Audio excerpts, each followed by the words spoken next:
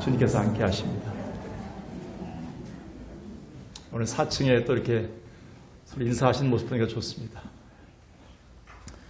네, 전 세계적으로 4천만 부 이상의 책이 팔려 현대인들에게 깊은 감동을 주는 책이 있다면 잭 겐필드와 마크 빈트 한센이 공저했던 마음을 열어주는 101가지 이야기입니다. 이 책을 읽을 때마다 마음의 따뜻함을 느낍니다. 근데 이 저자 중에 한센이라는 사람이 있습니다. 이 한센은 플라스틱 제품으로 돔을 짓는 사업으로 크게 성공한 자입니다. 근데 오일 쇼크가 와서 부도를 맞았습니다.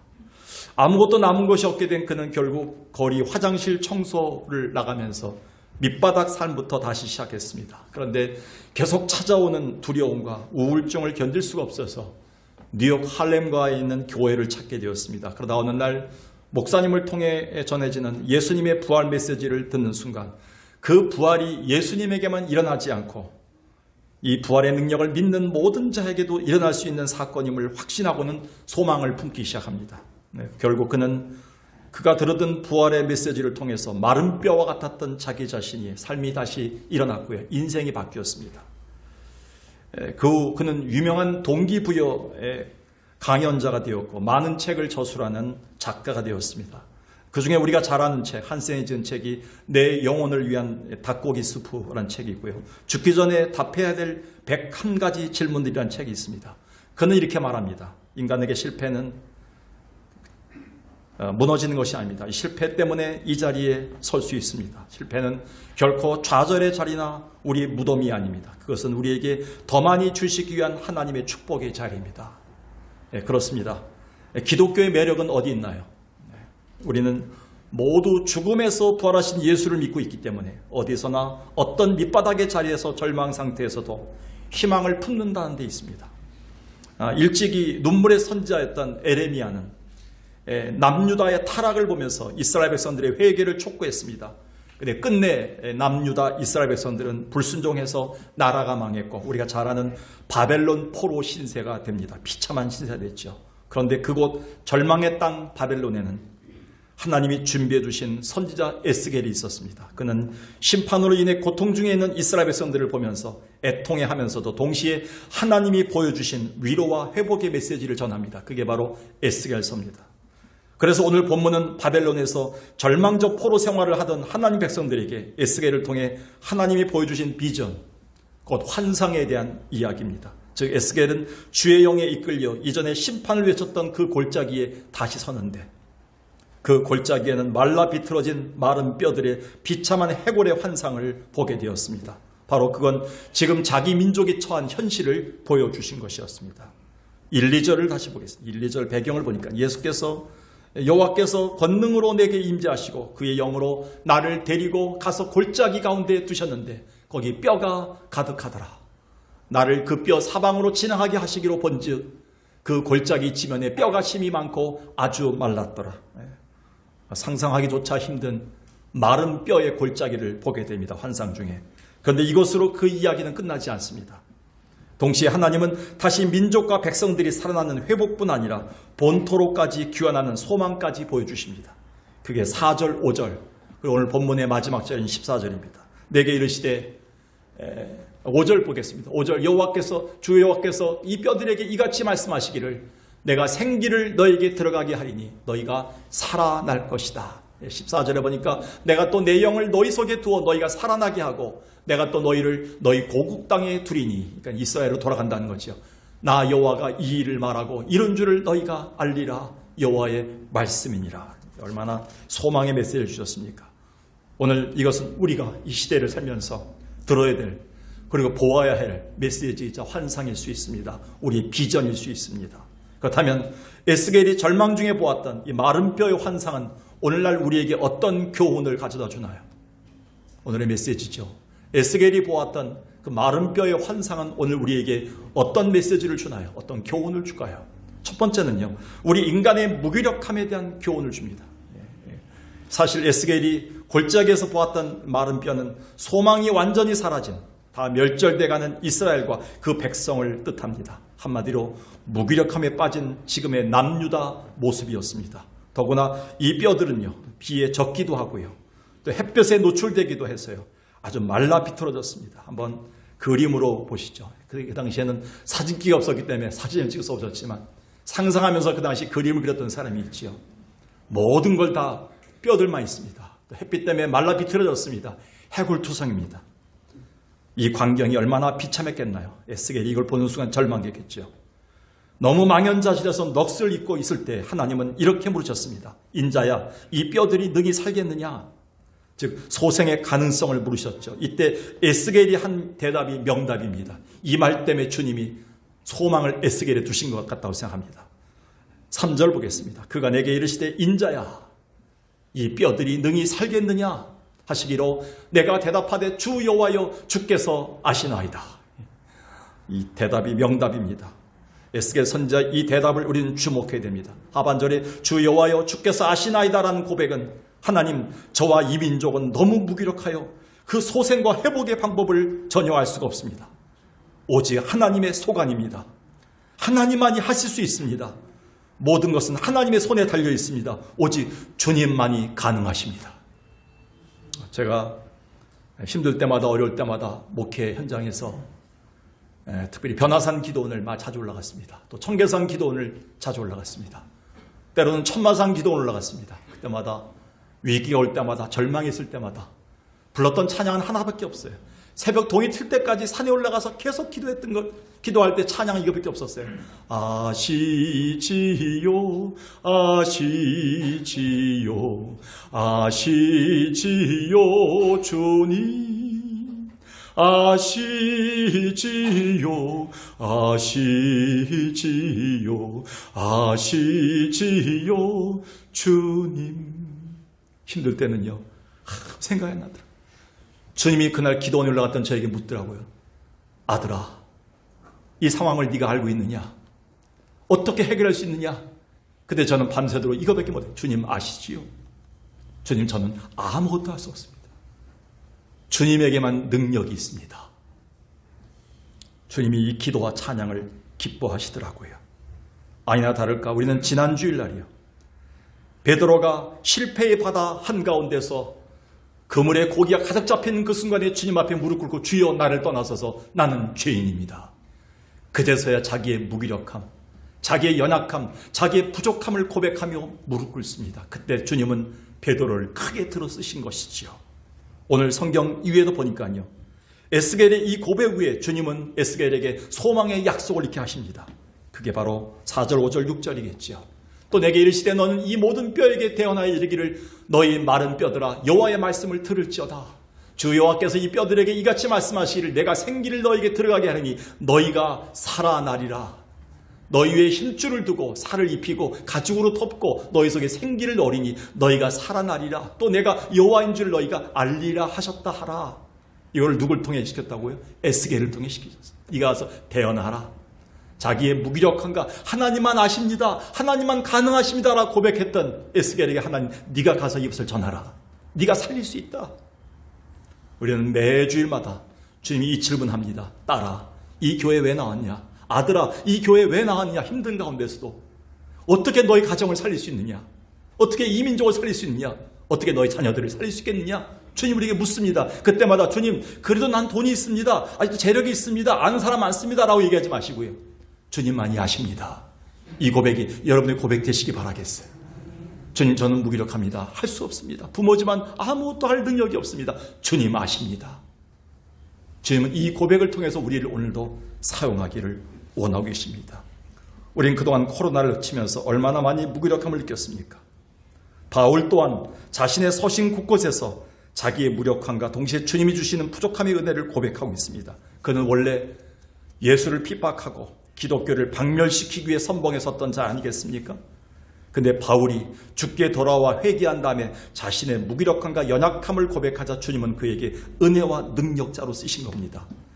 바울이 썼던 에베소 3장 7절 8절을 보십시오. 이 복음을 위하여 그의 능력이 역사한 대로, 그 능력이 뭡니까? 부활의 능력이에요. 죽은 자를 살리신 능력이 역사하니까요, 내게 은혜를 따라 살게 만드시고요, 내가 주의 사도가 되게 만드셨습니다. 그럼에도 불구하고 바울은 8절에서 얘기합니다. 나는 지극히 작은 자 중에서도 더 작은 자입니다. 나는 죄인입니다. 나는 오늘도 하나님이 도와주지 않으면 살아갈 수 없는 작은 자입니다. 연약한 자입니다. 고백한가 주님이 계속 바울을 쓰신 것입니다. 우리가 다윗의 시대를 살펴보면 그때는 이스라엘 역사의 최고의 전성기였습니다. 그 옆에는 참모들과 시대적 영웅들로 넘쳐났습니다. 그로 인해 최대의 영토를 차지할 수 있었습니다. 근데 우리가 명심해야 됩니다. 우리가 알아야 됩니다. 그들이 처음부터 그 태생이 용맹하고 영웅들이 많아서 그들이 영웅이어서 똑똑해서 그렇게 큰 나라를 만든 게 아닙니다. 다윗에게 모여왔던 동굴 속에 모여왔던 400명은 오합지졸이었다는 겁니다. 사무엘상 22장 1, 2절 봅시다. 다윗이 사울왕을 피해서 아둘람 굴에 숨어 있습니다. 얼마나 비참했겠습니까? 자기 인생이. 깜깜한 굴 속에 숨어 있는데요. 그 형제들이 왔습니다. 부모들이 왔습니다. 아무것도 자기가 줄 게 없는데. 그런데 2절에 보니까 환난당한 모든 자와 빚진 모든 자와 마음이 원통한 자와 다 그에게로 모였다. 400명가량 모였다는 거예요. 제발 돈 많은 사람, 빽 있는 사람, 건물 가진 사람, 대단한 사람들이 모였으면 얼마나 좋겠습니까? 다윗 옆에. 다윗의 동굴에 모여든 사람들은 다 힘든 자들만 모였어요. 근데 그들이 거기서 좌절하지 않았어요. 그들이 거기서 만들어냈던 시편이 있어요. 그게 시편 57편이에요. 이렇게 고백합니다. 내 마음이 확정되었습니다. 하나님께만 소망을 두고 매일 새벽을 깨우며 기도하겠습니다. 하나님께 소망을 두고 하나님의 능력만 구했어요. 그 마음을 확정하고 하나님의 능력을 구했던 다윗과 400명을 통해서 하나님 이스라엘을 최고의 번성기로 역사해 주십니다. 최병락 목사님이 쓰셨던 부족함이라는 책이 있습니다. 이 책에 참 은혜를 많이 받았습니다. 이 저자는 소유와 만족, 채움과 충족이 우선인 세상에서 우리가 가진 부족함의 가치를 말하고 있습니다. 즉 우리의 부족함은 새로움의 눈을 뜨게 한다. 사명과 소통을 가르친다. 그 부족함이란 그릇 속에서 우리는 비로소 하나님의 능력과 하나님의 은혜를 경험하게 된다. 우리가 자녀들을 기도해 주면서 부족하게 해주세요. 연약하게 해주세요. 이렇게 기도합니까? 풍족하게 하고 잘되게 번성하게 하고 취직하게 해주고 결혼 잘하게 해주시고 한번 바꿀 필요성이 있어요. 하나님 우리 아들이 우리 딸이 부족함 속에서도 하나님 은혜를 깨닫게 해주세요. 연약함 속에서 연약함을 인정하면서 하나님만이 도움이 될 수 있도록 기도해 주세요. 오늘 하나님은 마른 뼈의 환성을 통해서 우리에게 우리의 무기력함을 깨달으라고 주님 말씀해 주고 계십니다. 오늘 사방을 보아도 마른 뼈뿐인 세상에 우리는 살고 있습니다. 소망이 보이지 않습니다. 정치를 봐도 사회를 봐도 경제를 봐도 마른 뼈와 같습니다. 전혀 소망이 없습니다. 근데 우리의 무기력함을 철저히 고백함으로 생명과 회복 사역에 크게 쓰임받는 여러분 되길 주의 이름으로 간절히 축원합니다. 그래서 두 번째요. 마른 뼈가 주는 교훈의 두 번째는 뭔지 아십니까? 하나님 능력의 무한함이에요. 하나님 능력에 대한 교훈입니다. 하나님은 해골 골짜기에서 깊은 절망감에 빠진 에스겔에게 말씀하시면서 계속해서 이제 곧 내가 무덤문을 열어주겠다. 죽은 자를 살려내겠다. 온전히 너희 나라로 회복시켜주겠다는 약속을 주십니다. 12절을 보겠습니다. 그러므로 너는 대언하여 그들에게 이르기를 주 여호와께서 누가? 주 여호와 내가 이같이 말씀하시길 내 백성들아 내가 무덤문을 열어주겠다. 내가 거기에서 나오게 하겠다. 내가 이스라엘 땅으로 귀환하게 해주겠다. 하나님의 강력한 의지가 들어가 있습니다. 내가 하겠다는 겁니다. 그런데 더 중요한 것은요. 그 어떤 세력이나 강대국이 아닌 오직 하나님의 능력으로만 하시겠다는 선포입니다. 그렇습니다. 예나 지금이나 거의 소생 가능성이 없었던 가정, 교회, 마른 뼈와 같고 해골과도 같았던 민족들, 기업과 그런 수많은 사회들을 수많은 그리스도인들을 다시 일으켜서 위대한 군사로 사용하셨던 역사들을 보면 모두 하나님의 능력이 있을 때만이 가능했습니다. 이후에 하나님은 스가랴 선지자를 통해서 아주 중요한 말씀을 주시는데 즉 본토로 귀환해서 무너진 성전을 다시 세우겠다고 나선 총독 스룹바벨에게 하신 메시지입니다. 이 메시지를 스룹바벨은 명심하고 성전을 세울 수 있었습니다. 너무 유명한 스가랴 4장 6절이죠. 그가 내게 대답하여 이르되 여기 내는 스가랴입니다. 여호와께서 스룹바벨에게 하신 말씀이 이러하니라. 만군의 여호와께서 말씀하시되 이는 힘으로 되지 아니하고 그가 가진 능력으로 되지 아니하고 오직 하나님의 영으로만 가능할 것이다. 성전 세우는 것이. 여기서 말하는 힘은요, 히브리어 하일입니다. 이건 인간이 이 세상에서 동원할 수 있는 모든 재물, 군대, 세력, 배경들을 다 말합니다. 여러분들이 가지고 있는 동원할 수 있는 모든 능력이 바로 하일입니다. 하일. 근데 그걸로도 하나님의 교회를 세울 수 없다는 겁니다. 그걸로도 무너진 자녀들을 세울 수 없다는 겁니다. 그리고 뒤에 나오는 능력은요, 히브리어 코아우입니다. 이 코아우는 뭐냐면 인간 개인이 가진 탁월한 영역입니다. 똑똑함, 지식, 지혜, 그걸 얘기합니다. 이걸로도 세울 수 없다는 겁니다. 하나님의 나라를. 무엇으로? 하나님의 힘으로만 세울 수 있다, 이렇게 얘기했다. 스룹바벨은 총독으로서 이 말씀을 의지하고 주께 무릎 꿇고 하나님의 능력만 구해서 성전을 세울 수 있습니다. 그게 스룹바벨 성전입니다. 그래서 바울은 하나님의 나라를 이렇게 얘기했습니다. 하나님의 나라는 뭐냐? 하나님의 나라는 말에 있지 아니하고 오직 능력에 있습니다.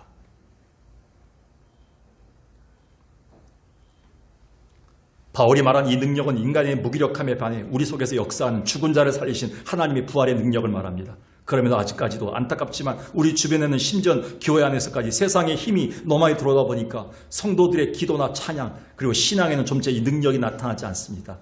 그래도 믿는 구석이 너무 많아요. 믿는 구석이 없어야지만 주님이 역사하시는 거예요.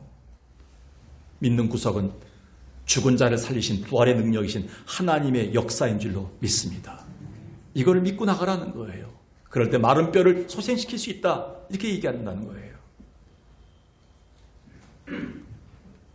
그래서 이제라도 하나님의 전능하심과 온전함을 맡길 때 너희가 살 수 있다고 에스겔에게 소망을 주십니다. 그게 5절과 7절 사이에 있습니다. 여호와께서 그 뼈들에게 이같이 말씀하시기를 내가 생기를 들어가게 하겠다. 너희가 살아날 것이다.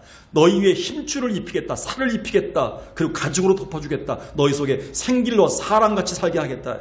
내가 여호와인 줄 너희가 알게 하겠다. 그래서 이 말씀대로 선포하니까 소리가 나면서 움직이며 이 뼈, 저 뼈가 다 붙어고 살들이 다 붙어서 군대가 된 겁니다. 이 환상을 본 거예요. 우리가 아침마다 기도할 때마다 주일 예배 와서 예배하고 기도할 때마다 이 소리를 들어야 돼요. 주님이 맞춰주시는 소리, 주님께서 역사하는 소리, 그 하나님의 능력이 역사하는 소리를 들으는 여러분 되길 바라겠습니다. 그래서 우리는 예배당에 와서 하나님께만 귀가 열려 있어야 돼요. 하나님이 어떻게 성령을 통해 역사하시는가 지금. 우리가 아는 대로요. 모세의 세월이 120년입니다. 모세가 120세에 죽었어요. 근데 모세의 세월을 3기로 나눕니다. 첫 번째 일기는 처음 40년이죠. 애굽 궁정에서 왕자로서 온갖 학문과 재주와 군사와 천문학을 다 배웠던 최고의 학문을 배웠던 시기입니다. 이때 모세는 이렇게 고백했을 것 같아요. 나는 모든 걸 가졌다. 나는 무엇이든 할 수 있는 존재가 되었구나. 어쩌면 자신만만했을 겁니다. 그런데 그랬던 모세가 어느 날 살인자가 되어서 애굽 왕정에서 쫓겨나 미디안 광야로 도망쳐 40년을 살게 됩니다. 두 번째 40년이 시작됩니다. 비참한 도망자 신세로 양을 치며 삽니다. 어느덧 그의 나이 80이 되었을 때 지팡이의 의지에만 사는 백발이 되었을 때 그는 자조 섞인 말로 이렇게 고백합니다. 주님, 나는 아무것도 할 수 없는 존재입니다. 이제 늙었습니다.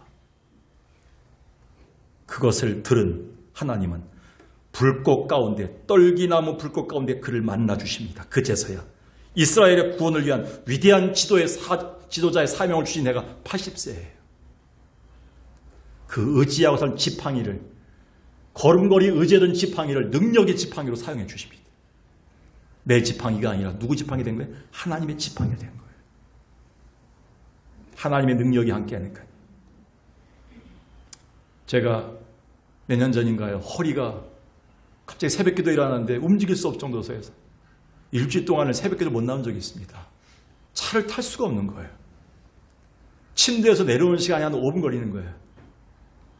그때 저희 집 앞에 나가다 보니까 이렇게 지팡이 같은 게 있더라고요.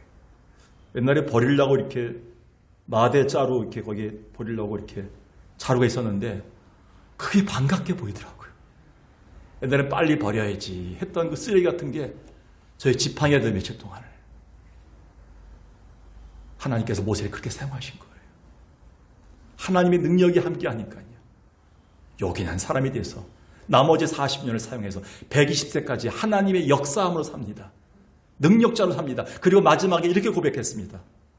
나는 아무것도 할 수 없는 자인데 하나님이 나와 함께 하셔서 하나님의 능력으로 이 일을 할 수가 있었습니다. 할렐루야. 모세의 120년은 승리였습니다. 하나님의 능력 때문에 그렇습니다. 방금 전에 우리 장로님께서 기도하다가 성경 구절을 읽었었는데 그게 요한복음 15장이었는데 그 말씀을 한번 다 같이 읽어볼까요? 시작. 나는 포도나무여 너희는 가지라. 그가 내 안에 내가 그 안에 거하면 사람이 열매를 많이 맺나니 나를 떠나선 너희가 아무것도 할 수 없습니다. 여러분, 하나님의 능력을 떠나서 우리는 할 수 있는 게 아무것도 없는 자임을 고백해야 됩니다. 오늘 우리가 마른 뼈와 같은 자이지만 하나님의 능력으로 승리하기를 주의 이름으로 축원합니다. 마지막으로요. 오늘 마른 뼈의 교훈이 우리에게 주는 그 의미가 무엇일까요? 그것은 성령을 따라 사는 자가 승리한다는 교훈입니다. 성령을 따라 사는 자는 승리한다는 교훈입니다. 14절을 보겠습니다. 내가 또 내 영을 너희 속에 두어 너희가 살아나게 하겠다. 고국 땅에 돌아가게 하겠다. 마지막 주님의 약속은 내 영이 역사할 때 가능하다 이렇게 얘기합니다. 성령이죠. 마른 뼈가 회복되어 인간이 되고 드디어 하나님의 군사로 쓰임받는 마지막 과정이 나오는데 그것은 그 속에 성령이 들어가 역사할 때라고 얘기합니다. 뼈에 생기가 돌고 살이 붙어 움직이는 사람이 되었다고 다 끝난 게 아니에요. 그건 고기 덩어리라는 거예요. 그런데 하나님의 영을 그 안에 두었을 때 비로소 영적인 사람, 하나님의 군대가 되었다는 거예요. 여기까지 설교를 듣다 보면 생각나는 구절이 있죠. 하나님이 인간을 창조했을 때 진흙으로 만들었습니다. 진흙으로 만들었기 때문에 조소품에 불과해요. 그냥 그건 인간이 아니에요. 근데 하나님은 그 코에다가 하나님의 생기, 루아흐 후 하고 불러주셨어요.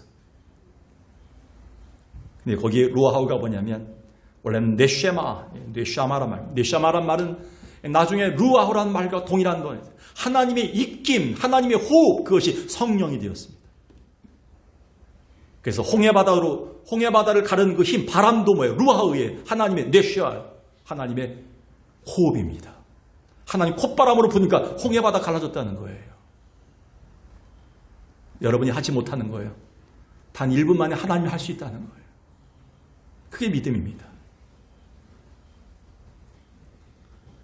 우리가 살아있는 생명체인 생명으로서 하나님의 일을 제대로 하고 승리하는 삶을 살려면 우리는 주의 영이신 성령이 회복하고 성령의 능력을 주셔야 가능하다는 겁니다. 그렇지 않으면 육신만 입은 사람이 되어 점점 마른 뼈같이 말라 비틀어져서 죽게 된다는 겁니다. 바울은 그래서 성령의 사람, 참 그리스도인이 어떤 자인가, 세상을 이길 수 있는 힘이 무엇인가를 이렇게 설명했습니다. 로마서 8장 9절 13, 14절에 보면 만일 너희 속에 하나님의 영 성령이 거하시면 너희가 육신에 있지 아니하고 영에 있나니 누구든지 그리스도의 영이 없으면 크리스찬이 아니다. 여러분, 교회만 나온다고 크리스찬입니까? 교회 나온 사람들 많아요. 근데 그 중에 하나님의 영이 역사해서 살아있게 만들고 소생하게 만들고 자녀들을 만나서 그들을 일으킬 수 있는 사람 누굽니까? 하나님의 영이 역사한 사람이에요. 13절에 이렇게 얘기합니다. 육신대로 살면 반드시 죽을 것이라되. 인간이 생명이 끝나면 죽는 거예요. 그런데요, 영으로서 몸의 형식을 죽이면 산다 했어요. 오늘도 성령으로서 내 안에 욱하는 것들을 죽일 수 있는 힘 때문에 우리가 여기까지 온 거예요. 그래서 리차드 백스터 목사님은 교도소를 방문할 때마다 은혜를 받았어요. 교도소를 방문할 때마다 웅크리고 있고 쇠사슬에 매어있는 사람을 볼 때마다 이렇게 외쳤어요. 저기 하나님의 은혜를 빼버린 리차드 백스터가 저기 앉아있다. 나에게도 하나님의 은혜를 거둬가시면 저렇게 죄수처럼 누워 앉아있다는 거예요. 하나님이 오늘도 영을 주셔서 나에게 누르게 하시고 절제케 하시고 죄를 짓지 않게끔 나를 갖다가 악한 행실을 묶어주신다는 거예요. 14절 보여주세요. 무릇 하나님의 영으로 인도함을 받는 사람은 하나님의 아들이라. 여러분, 하나님의 아들이십니까? 교회 나온다고 중요한 게 아니에요. 예배당 한번 나갔다 하는 게 중요한 게 아니에요. 죄송하지만요. 오늘 찬송과 기도와 여러분의 봉사와 삶 속에서 하나님의 영이 여러분을 살게 하는 것을 보여줘야 돼요. 발걸음이 달라져야 돼요.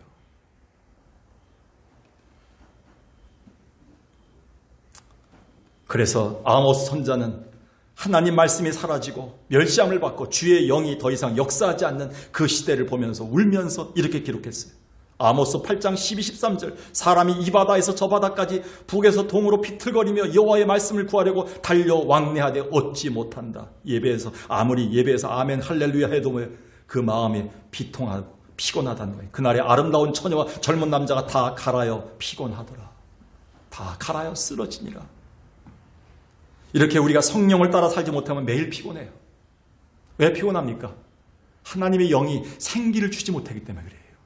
하나님 오늘 우리의 코에다가 호흡을 주지 않기 때문에 그러시는 거예요. 사람이 죽으면 어떻게 죽습니까? 반드시 죽습니다.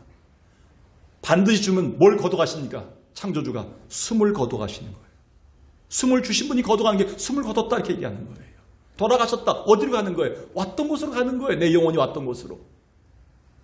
교회를 안 다니는 사람도 다 알아요. 이 내용들은. 숨을 주신 분이 오늘도 우리에게 말씀과 찬양과 기도를 통해서 숨을 계속 공급해 주셔서 살 수 있는 게 우리가예요. 먹는 거 맞고 살지 않아요. 돈으로만 살 수 없어요. 친구 관계 맞고 살 수 없어요. 하나님이 영을 주신 날이에요. 그래서 일주일을 하나님께서 만드시면서 매일 보시기에 좋았더라 그래요. 그런데 주님께서 주의 말씀을 듣고 기도하고 회복하는 안식일을 주시면서 그날은 카도시, 이 날은 거룩한 날이다 이렇게 얘기해요. 거룩의 날이면 하나님의 영을 공급한 날이기 때문에 거룩한 날이 되는 거예요. 매일 먹고 사는, 돈 벌고 이런 날만 가지고는 안 돼요. 우리는요. 하루는 꼭 하나님 앞에 하나님의 숨을 주신 분이 숨에 생기를 주는 날로 우리는 삼아야 된다는 거예요. 그래서 이 날을 카도시라 해서 카도시, 히브리 성경에 거룩한 날이다.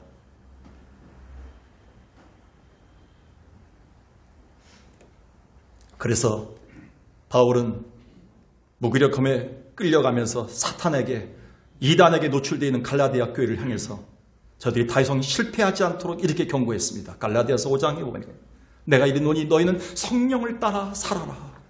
그리하면 육체의 욕심을 이루지 아니하리라. 육체의 소욕은 성령을 거스리고 성령은 육체를 거스리나니 이 둘이 서로 싸우고 있다 날마다. 오늘도 하나님이 하시는 영의 생각대로 살 것인가 아니면 사탄이 내 마음에 주는 내 육신대로 살 것인가를 날마다 싸우는 게 갈등이에요. 그래서 신앙생활은 갈등의 시작과 갈등의 마침이에요. 그 갈등 중에서 성령이 나를 제어해야 돼요. 그게 성령 충만입니다. 21절에 보니까 날마다 성령을 따라 살지 않으면 마지막 때 하나님의 나라를 받지 못할 것이다 라고 얘기하고 있습니다. 천국의 문이 열리지 않을 수 있다는 겁니다. 오늘도 성령이 여러분을 인도하실 때, 인생의 마지막에 요단강 건너갈 때 주님이 우리에게 면류관 들고 서 계시다는 거예요. 그리고 그 인생의 마지막 날 강 건너 언덕 이를 때 그때 우리가 하는 말, 주님이 나를 인도하셨습니다 라는 고백을 할 수밖에 없다는 거예요. 이 영적 싸움에 우리가 지면 하나님 나라를 상속받지 못합니다. 그래서 세계적인 복음주의자인 R.A. 토레이 목사님, 그가 어떻게 기도할까, 기도의 능력 이런 시를 썼는데요. 그가 이 책에서 이렇게 권고했습니다. 하나님, 제가 성령으로 충만하지 못할 때 함부로 말하지 않게 해주세요. 성령으로 충만하지 않으면 실수하기 쉽고 사람들에게 상처를 줄 수 있기 때문입니다. 또 제가 성령 충만하지 않을 때 인생의 중요한 결정을 하지 않게 해주세요. 성령이 함께하지 않은 채 결정이 잘못되어 결국 실패할 수 있기 때문입니다. 제가 이 책을 읽으면서 우리 아들과 딸을 불러서 또 며느리를 불러서 호통을 칠 때 성령 충만할 때 불러야 되는데 이게 안 되는구나. 남편하고 싸울 때 가장 성령 충만할 때 하라 했는데 그때 되나 이게?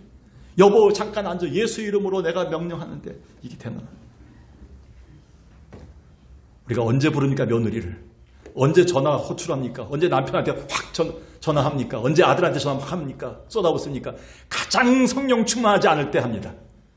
감정 충만할 때, 기분 나쁠 때, 섭섭할 때 합니다. 너 진짜 그랬냐? 이걸 뒤바꾸라는 거예요. R.A. 토레이 목사님, 가장 성령 충만할 때 며느리 부르라는 거예요. 욕도 나오다가 안 나오겠네. 오늘 우리의 기도가 되어야 됩니다. 우리가 성령 안에 살지 않으면 승리할 수 없기 때문입니다.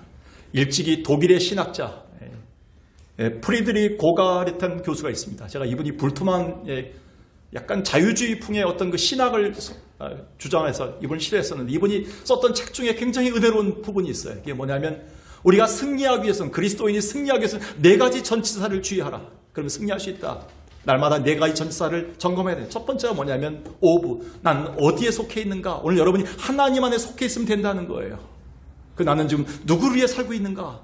하나님을 위해 살고 있으면 된다는 거예요. 그리고 지금 나를 이끌어가는 힘, 바이, 누가 나를 이끌어가고 있는가, 그 힘이 누구인가를 점검하는 거예요. 그게 성령이 됐으면 좋겠어요. 그리고 지금 누구와 함께 가고 있는가, 세상에서 가장 능력자이신 하나님이 나와 함께 가고 있다. 그럼 승리할 수 있다는 거예요. 여러분, 오늘 우리는 이 네 가지 질문에 우리는 분명한 답을 할 수 있어야 됩니다. 제가 소망하옵기는 오늘 우리가 성령 안에서 성령의 인도함을 받고 또 성령의 그 힘으로 살아가다가 마지막 날 넉넉히 승리한 자 되기를 주의 이름으로 축원합니다. 말씀을 정리합니다. 2월을 들어서 첫 번째 말씀입니다. 오늘 하나님은 우리에게 에스겔이 보았던 마른 뼈의 환상을 통해 소중한 시대적 교훈을 주고 계십니다. 이 시대를 봐라. 오늘 우리에게 골짜기의 마른 뼈와 해골뿐인 이 세상을 보여주면서 어떻게 다시 살 수 있느냐를 묻고 계십니다. 오늘 주님의 물음에 분명히 대답할 수 있는 성도가 되어야 됩니다. 어떻게 대답할까요? 오늘 절망 중에 마른 뼈의 환상을 봤던 이 사건을 통해서 우리는 어떤 교훈을 얻나요? 인간의 무기력함을 얻어야 됩니다. 나의 무기력함을 주 앞에 고백해야 됩니다. 그러나 반면에 하나님의 능력의 무한함을 우리는 발견해야 됩니다. 하나님만이 할 수 있다. 동시에 성령을 따라 사는 자가 승리할 수 있다는 사실을 교훈받아야 됩니다. 오늘 마른 뼈와 같이 무기력한 자이지만 하나님의 능력, 성령의 능력을 의지함으로 그 안에 있으므로 생명과 회복 사역에 쓰임받을 수 있는 여러분 되시길 주의 이름으로 간절히 축원합니다.